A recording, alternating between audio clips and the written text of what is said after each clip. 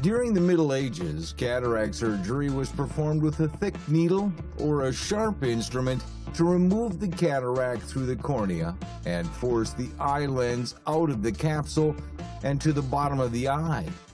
The operation could sometimes be successful, but more often it resulted in infection or destruction of the eye. Thankfully, eye surgery changed rapidly once Islamic medicine began to influence European practices, replacing the knifing with suction methods. Electrical impotence cures. Electricity was also considered to be a cure for flaccidity, and in the 19th century, battery technology advanced to the level where men could wear electric belts that hid under their clothes and provided regular shocks to the penis with a wire loop that coiled around the organ. Some also provided jolts to the prostate for good measure. These belts were intended to be worn constantly to gradually restore vigor to the unit, and tens of thousands of them were sold between 1890 and 1920 before they went out of fashion. Hot iron for hemorrhoids. In the Middle Ages in Europe, people believed that if a person did not pray to Saint Fiacre, they would suffer from, well, you guessed it, hemorrhoids. Saint Fiacre was the protector against hemorrhoids. Popular treatment was cauterization with a hot iron and/or making an incision with a sharp knife.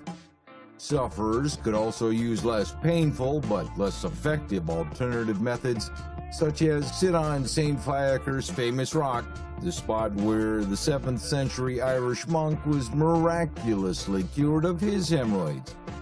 By the 12th century, Jewish doctor Moses Maimonides prescribed a much less painful method, a soak in the bath.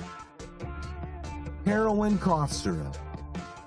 In the late 19th century, German drug company Bayer made its first fortunes when it commercialized both aspirin and heroin as cough, cold, and pain remedies.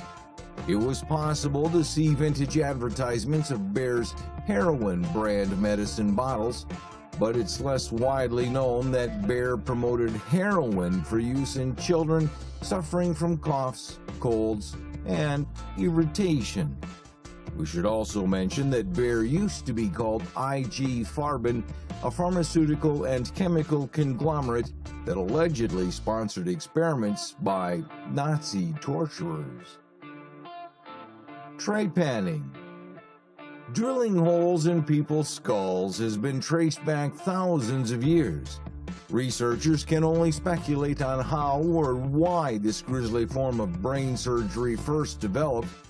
The practice was believed to alleviate pressure and treat health problems localized within the head, though it was also thought to cure epilepsy, migraines, and mental disorders, and was a common fix for more physical problems such as skull fractures. Historical evidences show that many of the patients survived the surgery. Moldy bread. In ancient Egypt, specialists used to use moldy bread in cleaning and disinfecting cuts as they believed fungi blocks the entry of disease-causing bacteria and virus through skin breaks. But what might sound crazy makes some sense. Everybody knows about penicillin. Bloodletting. Bloodletting is the withdrawal of blood from a patient to cure or prevent illness and disease.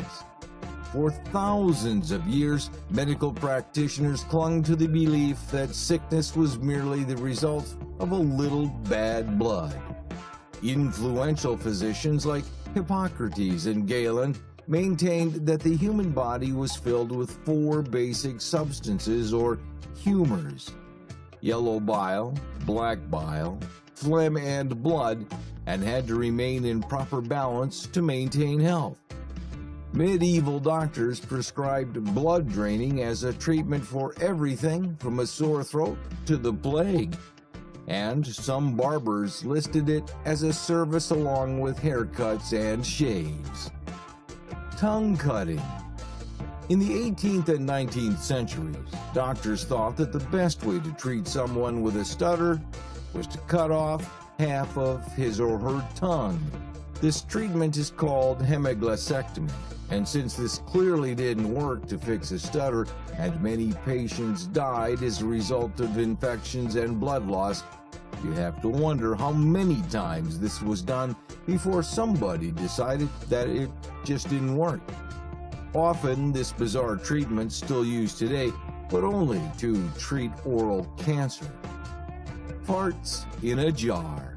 During the medieval period, some doctors believed like cures like. So, when confronted by the Black Death, which was thought to be caused by lethal vapors, some doctors were convinced that the key to fighting the disease was to use a bit of therapeutic stink.